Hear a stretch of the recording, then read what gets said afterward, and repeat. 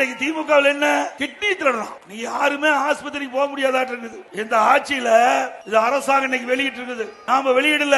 இன்னைக்கு வந்திருக்குது அரசு குறிப்பு. இன்றைக்கு நாமக்கல் மாவட்டத்தில் கிட்னி திருடி இருக்காங்க. அந்த திருட்டு கும்பலை பிடிப்பதற்கு அரசாங்கமே ஒரு IAS அதிகாரி, மருத்துவத்துறை சேர்ந்த அதிகாரி நியமிக்கப்பட்டு அவர்கள் போய் சோதனை நடத்துறாங்க.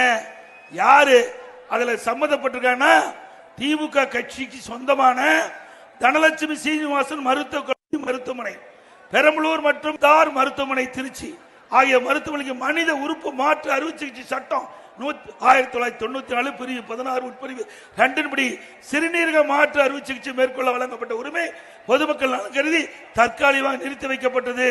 மருத்துவ மற்றும் ஊரக நலப்பணி இயக்குநர் அவர்களால் ஆணை வழங்கப்பட்டு அந்த மருத்துவமனை யாருக்கு சொந்தம்னா மணச்சநல்லூர் திமுக MLA கதிரவன் அவருடைய மருத்துவமனைங்க. ஏங்க இவரெல்லாம் நம்பி ஓட்டு போட்டு ஜெயிக்க வச்சா உடல் இருக்கிறதெல்லாம் பாட்டு பாட்டா கட் பண்ணி எடுத்துட்டு போயிருவாங்க. திமுக அரசாங்கம் கொடுக்கப்பட்ட அறிக்கை நாம சொல்லல. இப்படிப்பட்ட ஆட்சி தேவையா?